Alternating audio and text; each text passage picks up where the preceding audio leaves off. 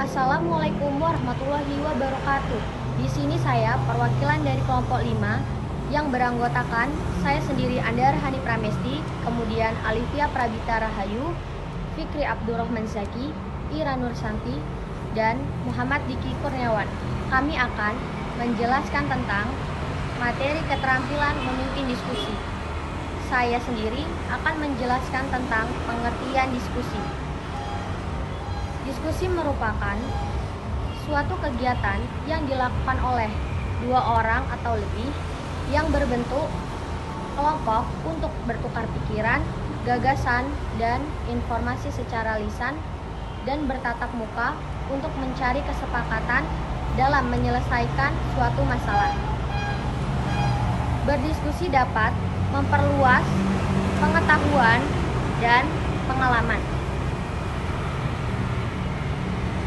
Menurut Majid, diskusi kelompok adalah suatu proses yang teratur yang melibatkan sekelompok orang dalam interaksi tatap muka yang informal dengan berbagai pengalaman atau informasi, pengambilan kesimpulan atau pemecahan masalah.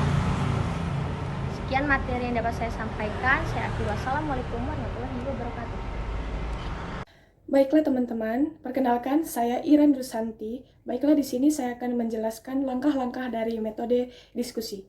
Nah, untuk metode diskusi berjalan dengan baik karena mempunyai langkah-langkah yang harus disiapkan. Berikut merupakan langkah-langkah metode diskusi yang harus disiapkan. Yang pertama yaitu persiapan. Persiapan ini terdiri dari yang pertama, merumuskan tujuan instruksional mengapa atau alasan diadakan diskusi. Yang kedua, menjelaskan pentingnya diadakan diskusi ini di kelas. Yang ketiga, menjelaskan hasil yang akan dicapai dari diskusi kelas. Yang keempat, menjelaskan tugas masing-masing dari kelompok, seperti membuat makalah sesuai dengan tema, menyiapkan bahan penyajian berupa PowerPoint, mencari bahan atau materi untuk pengayaan atau melengkapi makalah. Selanjutnya yaitu memperbanyak makalah sesuai dengan kebutuhan. Presentasi makalah sekitar 15 menitan. Selanjutnya menjawab pertanyaan-pertanyaan audiens pada saat diskusi. Yang kelima yaitu merumuskan pokok permasalahan dengan jelas dan ringkas. Yang keenam, mempertimbangkan latar belakang, konsep, dan pengalaman yang telah dimiliki oleh siswa. Yang ketujuh, menyiapkan kerangka diskusi secara terperinci. Yang kedelapan, menyiapkan fasilitas seperti memperbanyak bahan diskusi, menentukan lokasi diskusi, dan juga mendesain denah ruang diskusi. Yang kesembilan yaitu pembagian kelompok. Jadi, untuk pembagian kelompok ini, siswa memilih atau membentuk suatu kelompok tersendiri. Banyaknya kelompok ditentukan dari sesuai dengan jumlah siswa tersebut. Langkah yang kedua yaitu pelaksanaan diskusi.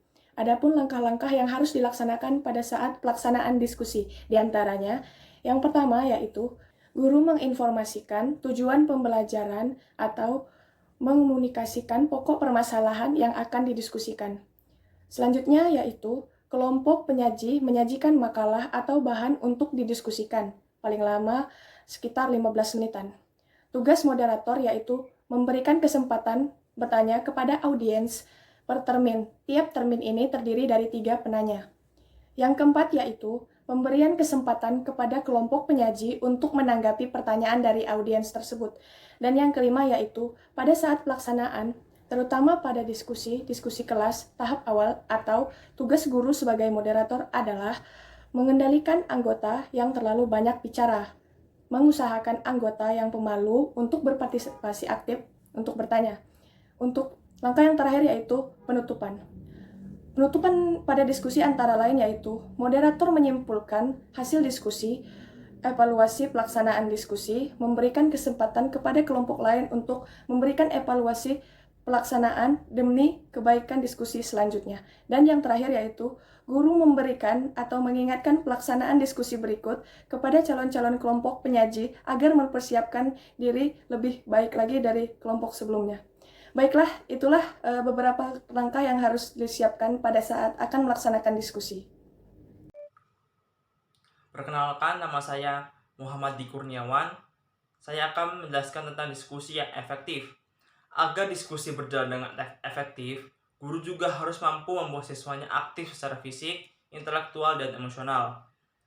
Berikut langkah-langkah peningkatan keaktifan siswa melalui penerapan metode diskusi. Yang pertama, mempersiapkan alat atau sarana untuk melaksanakan diskusi di kelas. 2. Memiliki teknik penerapan diskusi. 3. Memberikan kesimpulan hasil diskusi. Pada intinya, kesimpulan harus mengakomodasi jawaban-jawaban dari siswa yang dianggap benar. Peningkatan keaktifan siswa melalui metode diskusi ini bertujuan agar guru bisa menguasai kelas sepenuhnya. Baik, saya akan menjelaskan tentang kelebihan dan kekurangan metode diskusi. Suatu metode tentunya memiliki kelebihan dan kekurangannya masing-masing. Begitu pula metode diskusi. Kelebihan dari metode diskusi ini yang pertama, merangsang kreativitas anak dalam bentuk ide gagasan prakarsa dan sebagai terobosan baru dalam memecahkan suatu masalah. Kedua, mengembangkan sikap anak untuk menerima pendapat orang lain. Ketiga, memperluas wawasan. Keempat, membina untuk terbiasa bermusyawarah untuk mufakat dalam memecahkan suatu masalah. Dari beberapa kelebihan metode diskusi yang telah dijelaskan, metode diskusi ini juga memiliki kekurangan. Yang pertama, memerlukan keterampilan-keterampilan yang belum pernah dipelajari sebelumnya. Kedua, jalannya diskusi dapat dikuasai atau didominasi oleh siswa yang menonjol. Ketiga, sering terjadi di dalam diskusi, anak tidak berani mengemukakan pendapatnya.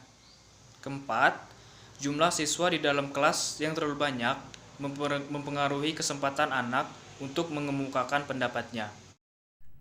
Baiklah, di sini saya akan menjelaskan bahwa metode diskusi yang telah berhasil dilaksanakan dengan baik akan bermanfaat bagi peserta didik. Manfaat metode diskusi menurut Tanirja yaitu memberikan pengayaan atau memperdalam pengetahuan yang telah dikuasai oleh siswa, melatih siswa mengidentifikasi dan memecahkan masalah serta mengambil keputusan, melatih siswa menghadapi masalah secara berkelompok dan berpikir bersama memecahkan masalah yang dihadapi.